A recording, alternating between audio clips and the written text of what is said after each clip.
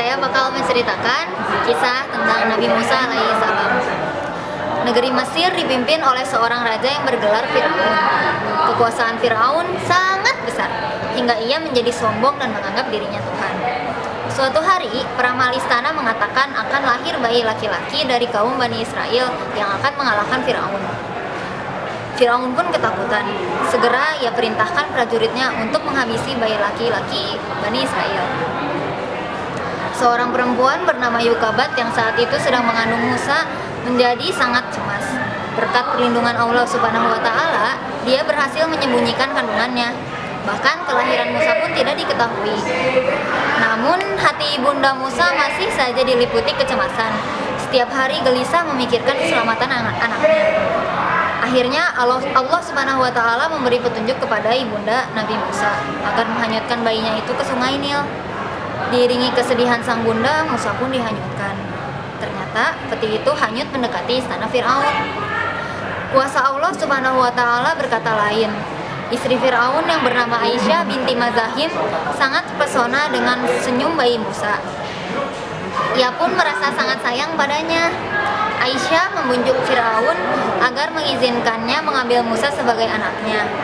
Dan Firaun pun mengabulkan keinginan istrinya itu. Tinggallah Musa di istana Firaun. Dengan kehendak Allah pula, ibunda Musa berhasil menjadi ibu susu dan pengasuh Musa. Saat dewasa, Musa melihat banyak ketidakadilan yang dilakukan oleh penguasa kepada Bani Israel. Hingga suatu saat, tanpa sengaja, Nabi Musa memukul seorang bangsa Mesir hingga tewas demi membela seorang Bani Israel. Nabi Musa pun diburu oleh prajurit kerajaan. Mengetahui itu, Musa pun melarikan diri ke Madian. Di Madian, Nabi Musa bertemu dengan keluarga Nabi Syuaib alaihi salam dan akhirnya menikah dengan putrinya. Setelah 10 tahun tinggal di sana, Nabi Musa pun berencana ke Mesir. Di tengah perjalanan, Nabi Musa melihat cahaya yang memancar dari Bukit Tur. Nabi Musa pun mendatanginya. Ternyata cahaya itu adalah api yang berasal dari sebatang pohon yang masih hijau. Saat itulah Nabi Musa menerima wahyu dari Allah Subhanahu wa Ta'ala. Allah Subhanahu wa Ta'ala memerintahkan Nabi Musa untuk memberi peringatan kepada Firaun dengan bijaksana. Nabi Musa pun datang ke istana Firaun bersama saudaranya Nabi Harun. Mereka bermaksud mengajak Firaun menyembah Allah Subhanahu wa Ta'ala. Musa, beritahu kami siapa Tuhanmu itu, seru Firaun. Tuhanku adalah Tuhanmu juga. Dialah yang telah menciptakan alam semesta. Dia pula yang menurunkan hujan dari langit. Segeralah bertobat, Firaun, ajak Nabi Musa. Namun Firaun yang sombong malah menantang Nabi Musa untuk menunjukkan bukti kenabiannya. Nabi Musa pun memasukkan tangannya ke leher bajunya, lalu menariknya kembali dan muncullah cahaya putih kebilau. Itukah bukti bahwa dirimu adalah utusan Tuhan? Padahal itu hanya kepandaianmu dalam praktikan ilmu sihir. Kami juga punya tukang-tukang sihir yang hebat. Mari kita bertanding. Tetapkanlah hari pertandingan itu agar seluruh rakyat dapat menyaksikannya. Mereka akan tahu siapa yang paling benar. Tantang Firaun. Hari yang ditetapkan pun tiba. Orang-orang berkumpul untuk menyaksikan adu kekuatan antara Nabi Musa dan penyihir-penyihir Firaun. Di tengah lapang terlihat Nabi Musa berdiri berhadapan dengan puluhan penyihir dari berbagai negeri. Hai para ahli sihir, tunjukkan kemampuan kalian. Majulah bersama-sama. Hadiah besar telah menanti kalian, seru Firaun.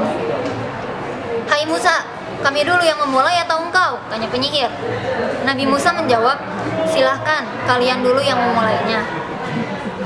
Mereka mulai melemparkan tongkat dan tali ke hadapan Nabi Musa. Tali dan tongkat-tongkat berubah menjadi ular-ular buas yang hendak menyerang Nabi Musa. Situasi menjadi genting. Nabi Musa hanya berharap pada pertolongan Allah.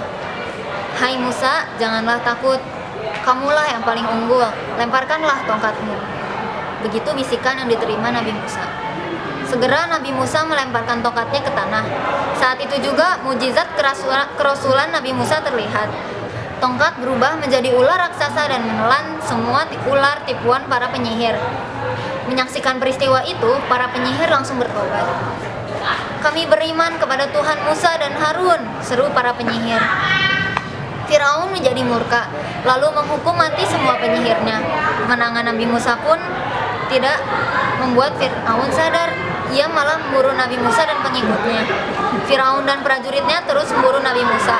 Allah Subhanahu wa taala memerintahkan Nabi Musa dan pengikutnya keluar dari Mesir. Di suatu malam, rombongan Nabi Musa pergi diam-diam meninggalkan Mesir sehingga tiba di tepi Laut Merah. Tiba-tiba orang yang berjalan di belakang rombongan berseru dan panik. Firaun, Firaun, ada Firaun di belakang kita. Dari kejauhan Firaun dan pasukannya mengejar. Nabi Musa meminta pengikutnya bersabar. Atas perintah Allah Subhanahu wa taala, Nabi Musa mengangkat tongkatnya lalu memukulkannya ke laut. Subhanallah, dengan izin Allah Subhanahu wa taala, laut pun terbelah. Di tengah-tengahnya terdapat jalan kering agar rombongan Nabi Musa dapat melewatinya. Semua rombongan Nabi Musa pun selamat di seberang. Saat Firaun dan pasukannya masih di tengah laut terbelah, seketika itu terdengar suara gemuruh yang dahsyat dan laut pun kembali bersatu. Tenggelamlah Firaun dan seluruh pasukannya. Itulah azab Allah atas kesombongan Firaun.